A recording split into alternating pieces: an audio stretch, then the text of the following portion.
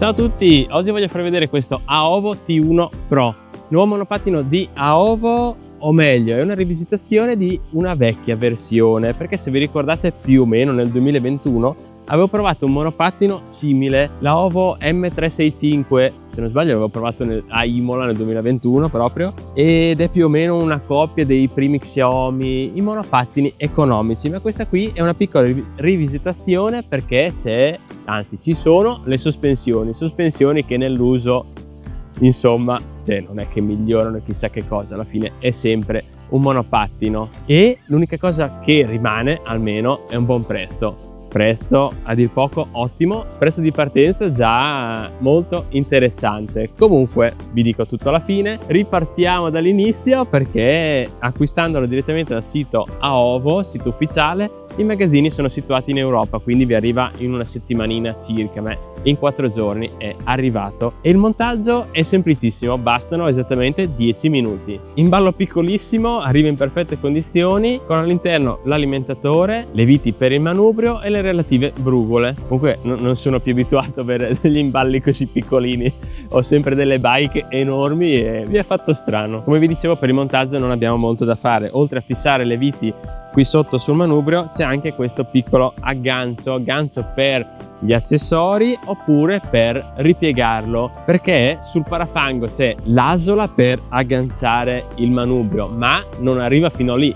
Secondo me avevano una scorta di parafanghi posteriori, non lo so, quindi per agganciarlo c'è un'altra asoletta direttamente sul pianale aggiuntiva. Vabbè, non facciamoci domande, si ripiega in 2 secondi, basta premere la leva sul davanti, si tira giù il manubrio e si può trasportare senza problemi. Ricordatevi sempre di agganciarlo. Come vi dicevo, cosa cambia rispetto al modello precedente? Le sospensioni. Abbiamo 4 sospensioni aggiuntive, direi che sono quasi più d'estetica perché come guidabilità alla fine ha le gomme piene da 10 pollici, insomma diciamo che se si va sullo sterrato o comunque strade disconnesse è sempre un monopattino e si fa sentire. Poi come vi dicevo, pneumatici pieni non aiutano. Costruzione complessiva in alluminio IPX5 e se ci guardate bene le saldature sono a vista e non sono proprio così belle e ben rifinite. Proprio qui sotto dal manubrio si vede proprio il cordone di saldatura.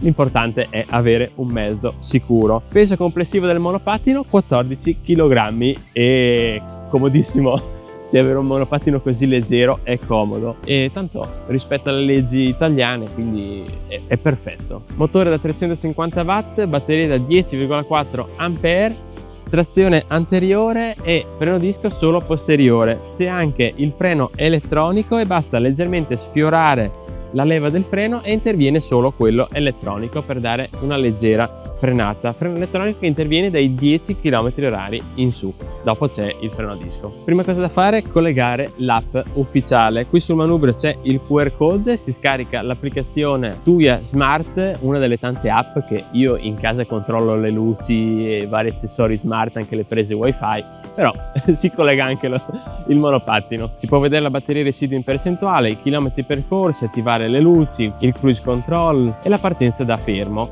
oltre la possibilità di sbloccarlo. Ogni modalità Eco, Drive e Sport può essere regolata a proprio piacimento, impostando proprio dei vari limiti.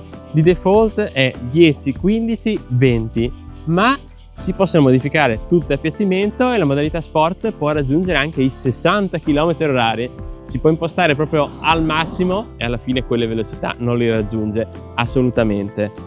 Poi abbiamo solo un tasto multifunzione che è questo qui, si accende il monopattino, si passa tra le varie modalità e si spegne. Invece doppio tocco per accendere i fanali che si possono accendere anche dall'app e si può anche bloccare elettronicamente, ma io mi fido sempre poco. Come vi dicevo, di default raggiunge i 20 km/h, ma bastano 10 secondi tramite app per dargli un piccolo boost per aggiungere circa 10 km/h circa. Diciamo che i 30 km/h, o meglio a display ho visto solo 29, avevo proprio il vento contro e strada perfetta, invece la velocità che raggiunge sempre sono i 26-27 km/h segnati, non tanto di più.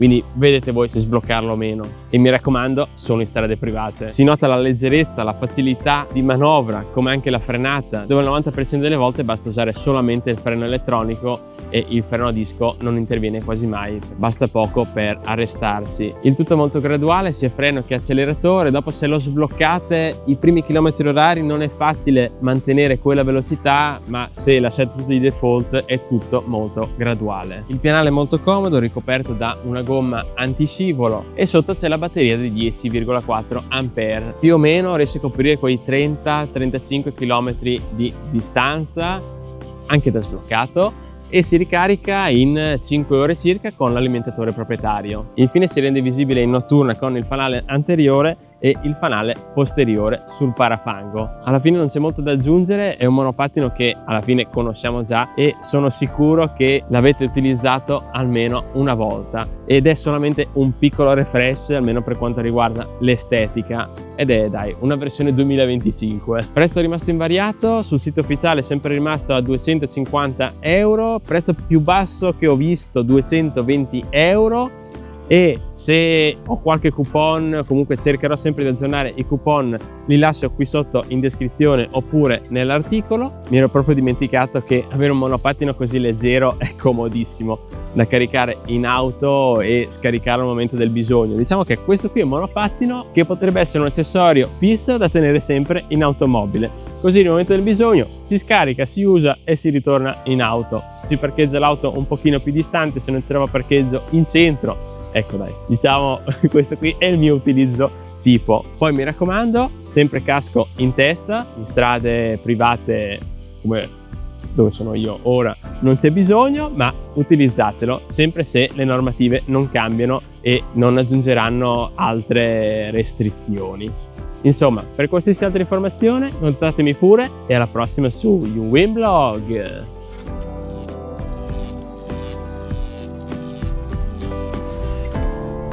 Sento solo delle gran cicale, non riesco neanche a sentire la mia voce.